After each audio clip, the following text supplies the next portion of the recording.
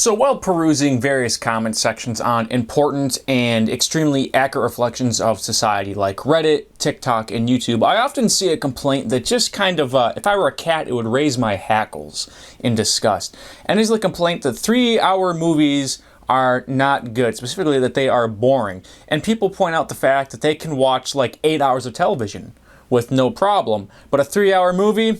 Nah. So I decided to think about this and try to explore why that might be, particularly since a very epic 3-hour film just dropped in cinemas this weekend, that film being Oppenheimer. Now, to be clear, this is not going to be a video saying that 3-hour movies are the most oppressed group in society, because of course that's not true. That title goes to the gamers. But I would like to explore why I personally find 3-hour movies so enjoyable when they work, and also explore some of the valid critiques of why a 3-hour movie might not work, for those of you out there who are haters of 3-hour movies. So, that's the intro. Oppenheimer is nothing special in terms of running time. There have been plenty of successful 3-hour movies in the past. In fact, there have been a lot of them. One of the highest grossing films of all time is 3 hours long, that being Avengers Endgame. Titanic is over 3 hours long. Avatar: The Way of Water is over 3 hours long. The Good, the Bad, and the Ugly is a 3-hour movie. The Dark Knight Rises is nearly 3 hours long. The recent 2022 Batman, directed by Matt Reeves, is 3 hours long. Why then are people still sitting around pissing their pants saying that 3-hour movies can't be good? I understand that 3-hour movies can be daunting. If it's 6, 7 o'clock on a weeknight and I'm looking for something to watch, I might be deterred by a 3+ hour movie because I don't want to get sleepy around my bedtime knowing I have to get up early for work the next day. I understand a lot of people are looking at their films as simply consumables, like Starburst gummies. They want to stick them in their mouth, chew on them, and then forget it ever happened. That's not really what I'm looking for, especially not from a 3-hour movie. But if that's what you are looking for, I imagine that a 3-hour movie is not exactly your slice of pie. So in the case of something like Oppenheimer, then why is the movie 3 hours long? If it's meant to be appealing and accessible to a wide audience, why is it so long? I don't know. However, the length of Oppenheimer allows it to tell a very complete story about one man and his life. A lot of people went into this movie expecting to be the story of the atomic bomb. That's not really what it is. That is a big part of his life and career, yes, but the film covers the detonation of the bomb and then continues for, I don't know, at least 30 to 40 minutes, covering further events in Oppenheimer's lives, causing a lot of audience members to check their watches, because they went into the film expecting the detonation, the explosion, the bomb to be the climax of the movie, when it's not. The climax of the movie is Oppenheimer's emotional realization that he might have just fucked up big time. And that doesn't really come until the very end of the movie. And so if that's not what you're interested in, it's going to seem like the film is too long. For myself, however, I feel like Oppenheimer's length really lends itself to the story, because it allows us to get a more thorough understanding of not just Oppenheimer, but the people and systems around him that allowed this thing to be created in the first place. It gives the film plenty of time to grapple with its ethical questions, both in an internal and external manner, whether that be through monologues and conversations between Oppenheimer and other scientists, the court proceedings, or even small moments of Oppenheimer staring at his reflection in a rain puddle. Moments that aren't necessarily integral to the story, but which I feel add to the life of that story. With all of that said, however, while researching this video, I came across a quote by the Russo brothers, again, directors of Infinity War and Endgame, talking about the nature of 3-hour movies that I wanted to agree with, but which just somewhat rubbed me the wrong way, and I think highlight the way 3-hour movies might not always work for some audience members. The quote is as follows: "We are in a major moment of disruption. The 2-hour film has had a great run for about 100 years, but it's become a very predictive format. It's difficult, I think, to work in it. It's sort of like saying we all like sonnets, so let's tell sonnets for 100 years, as many ways as we possibly can. I'm not sure this next generation that is coming up is going to see a 2-hour narrative as the predominant form of storytelling for them." The reason I bring this up as bothersome is that it suggests there is an inherent nature or length that movies should be. To say that movies should be inherently at least 3 hours long stems from the exact same line of thinking that a movie should be only 2 hours long.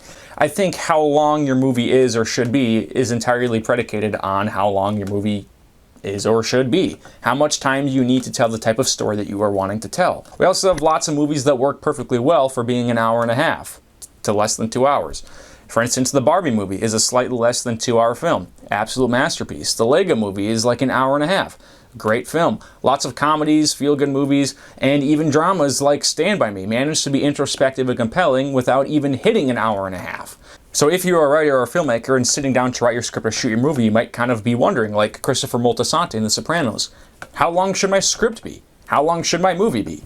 And nobody can really decide that except for you, because a film or a story should end when the story does. And to figure out when that ending is, you need to know what your core story is. This is something that I come back to all the time in my videos, the difference between plot and story and the significance of story over plot. Yes, every story has a plot, but the plot to me in a good engaging story is simply there to serve the actual story or the journey of the characters. So yes, Star Wars has a plot and events that unfold, but the core story is about Luke Skywalker's journey from humble farm boy or whatever to finding who he truly is and his balance with the Force and his history with his family and the friendship and whatever, right? That's the core story, that character's growth, that hero's journey. So when Luke hits that pinnacle of Jedi Master, it's time for his story to end. If you don't know what your core story is or know what your core ending is, as I discussed in my multiverse video, you are setting yourself up for failure, and you're not going to know when to end your story, whether that be a single film story or it be a TV show or a film series or whatever, and you're going to overstay your welcome and lose the engagement of fans and audiences. Which brings me in more detail to the nature of story and what exactly that means.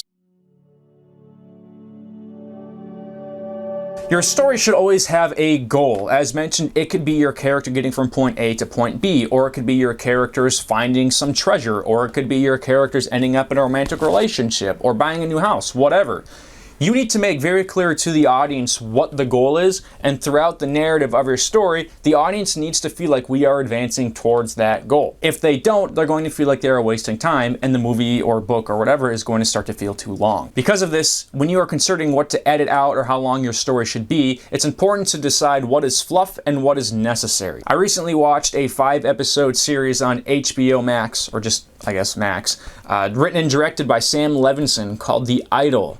And I have to say, that show is icky, and I didn't like it for a variety of reasons, but mainly because that show is nothing but fucking fluff. There are hours in that series that could have been cut out, where nothing's happening, where there's no character growth occurring, where there's nothing really important to the audience happening, and the goal of the series isn't being furthered. Instead, there are these long, strange, self-indulgent scenes of cinematic lighting and slow motion, and a lot of unnecessary sex that clearly Sam Levinson and the rest of his crew just thought looked cool.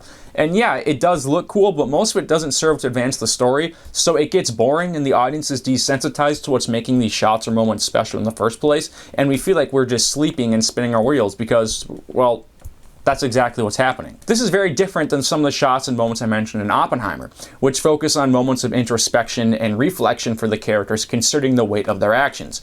There's a quote by J.J. Abrams where he essentially says that if you feel something, other people are going to feel it too. That when trying to decide what to include in your story, if you like it, other people will probably like it as well. And oftentimes I think that this is true. If a director has a clear vision, has an idea for a scene or an image or a moment that they think is engaging, then probably the audience, or at least somebody in the audience, is going to agree. However, it's important to be aware as a writer and director that that might not always be the case, or that it might not be necessary to people who are only casually interested in your project. Because of this, somebody like an editor, whether it be a script editor or an actual movie, film, cutting things apart editor, is very important. And the relationship between the director and the editor is essential, because the editor can essentially rein the director in to help the moments that really shine, and cut out the things that maybe aren't going to shine for as many people. So again, to go back to Oppenheimer, I feel like people were misled partly by marketing and their own expectations to think that the story was about the bomb. Whereas on a second viewing, if you're watching the film knowing what the true ending goal or journey is, then everything after the detonation is going to feel more like it's essential and not just fluff that is there to be extra stylistic padding on the story of the bomb. This all brings me now to pacing. Lots of people have talked about this in a lot of different ways. I'm not an expert and I don't have anything new to say about it, but obviously the difference between an effective 3-hour movie and an ineffective 3-hour movie, or really a movie of any length, is pacing. You can have a movie that is 15 hours long as it feels like 2 to 3 and people are going to love it. That's why, again, people are able to binge so many episodes of a TV show but might struggle with a 3-hour movie. When you watch a TV show, you have a lot more peaks and valleys in the flow and ebb of your story. Each episode has a beginning and a middle and an end or a climax. So you are more constantly rewarded by that episode than you are by a 3-hour film, which only has one real ending or reward. So movies that are poorly paced, specifically 3-hour movies, often come down to one thing: Meandering. I feel like a movie meanders when characters go off on strange side quests or journeys that I don't feel really contribute to the overall theme or narrative or story, and are just sort of there as fun vignettes.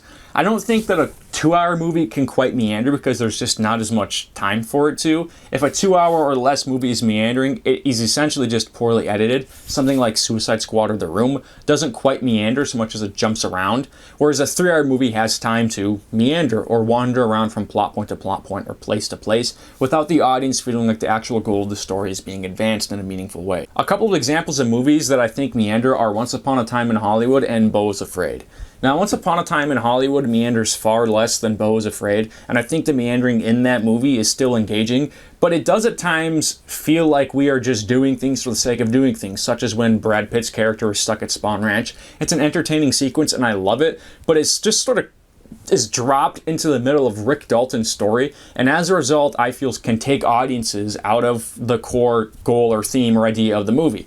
Now, of course, the Manson family and that cult is important to the climax of the movie, but I don't really think it's important to the story of the movie, which is the emotional collapse of Rick Dalton, and he's eventually rebuilding into a new version of Hollywood. Now, Beau is Afraid meanders far worse because it is just a long series of a man literally and figuratively meandering around, bumbling into place after place and new people, and really not knowing what he's looking for. We have a specific goal, which is for him to get home to his mother. Yes, but the progress he's making throughout the majority of the film is negligible. He's stuck in one place or whisked away to another place without explanation or reason, simply to spend more time there being sad. There were several times during Beau is Afraid where I thought the film was over. I thought it had hit the ending, only to find out that it had at least another hour left. Now, maybe that was just me not totally buying into or enjoying the film, and there are elements of that movie I like quite a bit, but I feel like it is just a pacing nightmare. It feels far longer than 3 hours, particularly because it meanders, and we're never really reaching our goal. Now, in contrast, I feel that a 3-hour film can be effective either because it has a fast pace, as in we are constantly moving towards our goal and lots of engaging things are happening without being exhausting, or the film is a slow burn. A film that works as a good counter to Once Upon a Time in Hollywood by the same director, Mr. Foot Fetish himself, Tarantino, is The Hateful Eight. I know that a lot of people aren't entirely on board with The Hateful Eight and feel like it is too long, and I can see why, but to me The Hateful Eight is more of an effective slow burn than Once Upon a Time in Hollywood because I feel like even in the film's duller moments, I am always engaged in the story. A slow burn means that we are always moving towards our goal, it's just in very small steps instead of leaps and strides. To return to Oppenheimer, I feel like Oppenheimer is a very effective slow burn because there are several different plot points that essentially spool out like pieces of thread. Or they're paced in what I like to call ladder pacing, where you have several different plot points like an A, a B, and a C plot happening, but instead of them occurring in chunks, as in A is complete, then B is complete, and C is complete, they are unspooling or completing congruently. So you have an event for A, an event for B, and an event for C. This is pretty common pacing for novels, and it's no wonder that that translates well to longer 3-hour type movies because it allows the audience to feel like we're constantly advancing forward, but the story is still feeling coherent instead of like several different mini vignettes or films, which do not lend themselves to effective pacing. So, my next point, how do you know what to cut out? How do you know what isn't progressing your story? Again, that's totally up to you as the writer or editor. You need to edit out information that is not essential to advancing the story. And editing is not just removing full scenes, it is removing pieces from scenes. Lots of filmmakers like Ridley Scott have talked about this. Sometimes just chopping out a few frames can completely change the flow of a scene or a shot. But if your scene contains superfluous information or dialogue or adds nothing new to the characters or story, you shouldn't have it there. So anything that is not advancing your goal or is detracting from the goal should go. Anything that is stylistic or overindulgent filler and fluff, Sam Levinson, should go. I don't know if everybody will agree with me on this, but to me as a viewer, as an editor, cohesion is more important than pacing. If you're removing information that is essential to the story of your film in order to improve pacing, I think you are doing yourself a disservice because it doesn't matter how well your film is paced if nobody remembers, engages with, or cares about the story. This goes back to movies like Zack Snyder's Justice League and even Age of Ultron, where you have these long, quiet scenes set in solitude, whether they be the farm scenes or moments where characters are just looking at things, thinking. These are the moments that can really add to the story and elevate how people connect to the characters. Even if they don't necessarily advance the plot, they are a key part of the story, and to remove them in favor of pacing, I think can be detrimental. For example, we can look at the two different versions of Batman v Superman: Dawn of Justice. When this movie dropped into theaters in 2016, it was like 2.5 hours long, and it did not make a whole lot of sense. A couple months later on Blu-ray, it released with an Ultimate Edition that was just a little bit over 3 hours long, and this version of the movie was a lot more coherent. It wasn't quite as well paced, I don't feel, even though the theatrical feels somewhat disjointed, but it adds a lot more cohesion to the story. Now, I also want to compare Batman v Superman to Zack Snyder's Justice League because BVS has a pretty clear ending, which is the death of Superman, whereas Zack Snyder's Justice League has a pretty clear ending point, as in they defeat Darkseid and get the farm back, whatever, but then it keeps painfully going for another like 30 minutes. In any movie, but especially a long movie, it's best to end on the most poignant note possible, which is why a lot of people would feel Oppenheimer needs to end when the bomb goes off. I feel differently. I think that the final on Oppenheimer is extremely poignant and left me shook to my skeleton, which had also been turned into goo by the IMAX of this film. But endings are also important to land because that's what people remember the most. You'll frequently hear a term, a Return of the King ending, which is an ending that just keeps going and going and going and going after the goal of the film has already been met, usually to wrap up characters and give them heartfelt farewells. Another thing about movies, and long movies specifically, that is important to be aware of is that audiences feel the length of movies at the end, because that feeling of having to pee or get to an appointment or something really starts setting in the last 30 minutes of a movie that's overstaying its welcome.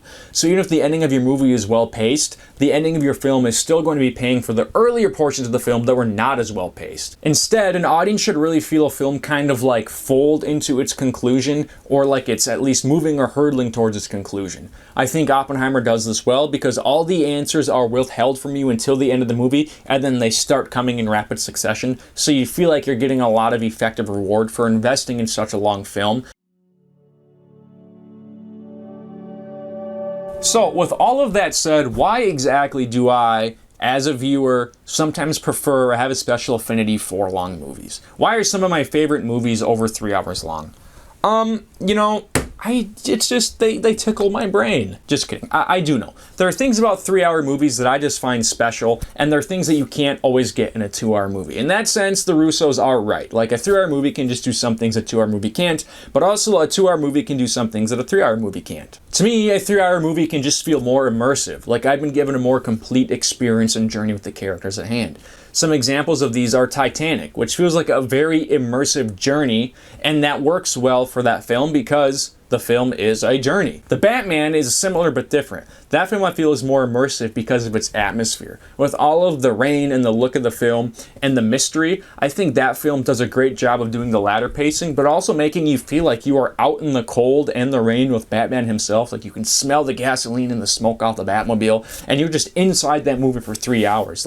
Nothing else exists except for the journey of Bruce Wayne, and that's what I think works well about the Batman in contrast to Titanic. So, in short, I think that an effective 3-hour movie really works because of pacing, due to ladder pacing, and the story always feel like it is moving towards a conceivable goal that the audience can latch onto.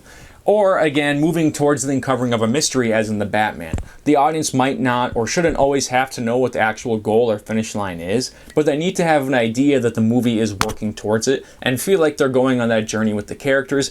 3-hour movies fail when they're poorly paced due to self-indulgence or incoherence, or really relying too heavily on a plot that isn't as engaging as its characters. However, with all of that said, I understand that a 3-hour movie can be a commitment a lot of people aren't willing to make, and I think that's why a lot of people are walking away from Oppenheimer feeling slightly sour as compared to something like Barbie, which is much shorter and much more tightly paced. So, that's some advice and musings from a man who doesn't really know much. Or some might say a guy who doesn't really know much. But you know what this guy really does know?